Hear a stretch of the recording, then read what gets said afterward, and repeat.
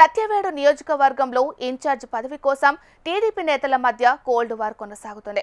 నియోజకవర్గంలో పార్టీ పరిస్థితిని చక్కదిద్దేందుకు ఎమ్మెల్యే ఆదిమూలంను అధిష్టానం పక్కన పెట్టడంతో ఇన్ఛార్జ్ పదవి కోసం ఎవరికి వారే ప్రయత్నాలు ప్రారంభించారు. ఈ పరిస్థితుల్లో నియోజకవర్గంలో పర్యటించిన నారా లోకేష్ అన్ని వర్గాలను కోల్గా డీల్ చేస్తూ పార్టీలో అసలు సమస్య లేదన్నట్లుగా చూసుకుంటున్నారు. ఇంకా పరిశీలిస్తే లోకేష్ నేతల కంటే క్యాడర్కు ఎక్కువ ప్రాధాన్యం ఇచ్చినట్లు కనిపిస్తోంది.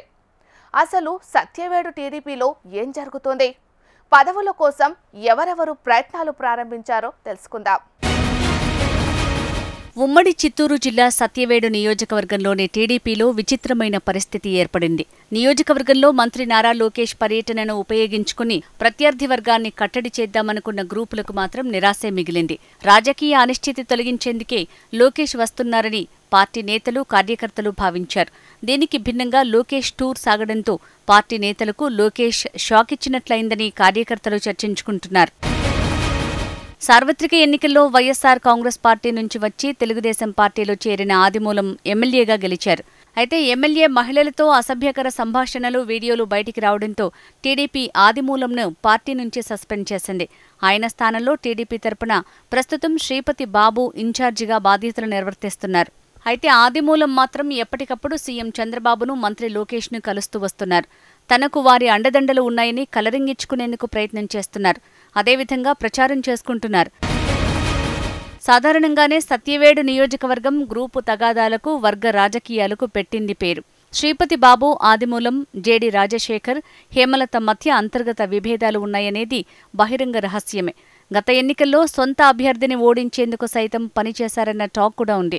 ఈ వివాదాల నేపథ్యంలో వచ్చిన పార్టీ అబ్జర్వర్ చంద్రశేఖర్ నాయుడు ఎంట్రీతో పరిస్థితి మరింత దారుణంగా మారిందంటున్నారు తెలుగు తమ్ముళ్లు. ఇప్పుడు నియోజకవర్గంలో జరిగే అవినీతి, అక్రమాలకు ఆయనే కేరఫ్ అంటున్నారు ఎమ్మెల్యే అనుచరులు. చంద్రశేఖర్ నాయుడు తీరుతో టీడీపీ పార్టీ డ్యామేజ్ అయిందని పలుమార్లు పార్టీ పెద్దలకు స్థానిక నేతలు ఫిర్యాదు చేసినట్లు సమాచారం.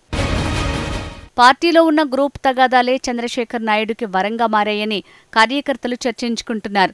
నేతల మధ్య ఉన్న విభేదాలను ఉపయోగించుకుని ఇసుక, గ్రావెల్ అక్రమ రవాణాకు నాయుడు పాల్పడుతున్నారని చర్చించుకుంటున్నారు కార్యకర్తలు. గ్రూపులుగా విడిపోయిన నేతలను కలిపి పార్టీని కాపాడాల్సిన పార్టీ అబ్జర్వర్ అక్రమ దందాకు అడ్డాగా మారాడన్న ఆరోపణలు లేకపోలేదు.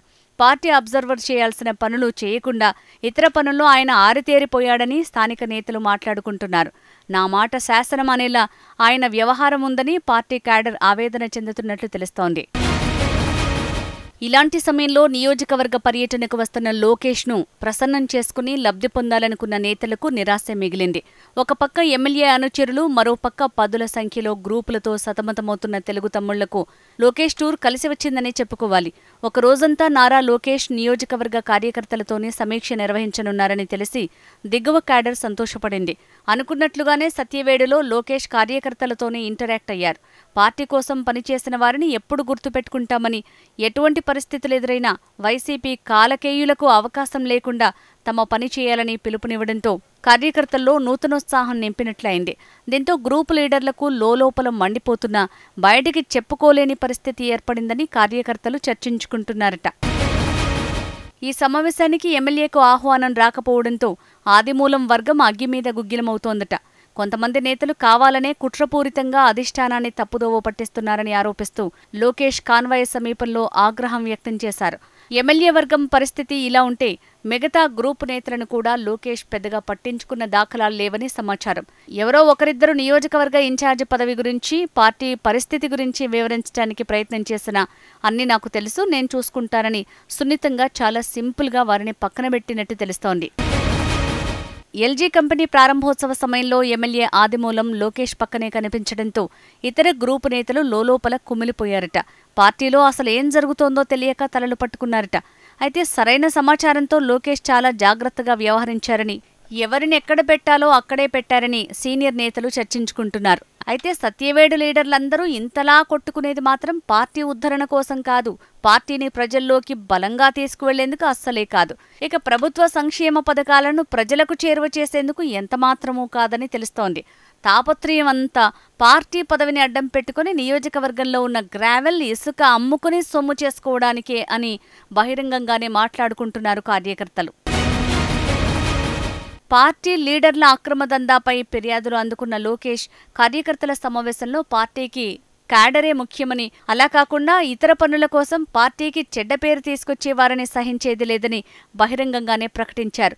ఇన్ఛార్జ్ పదవి కోసం ప్రయత్నాలు చేస్తున్న నేతలకు లోకేష్ ఇండైరెక్ట్ వార్నింగ్ ఇచ్చినట్లయింది.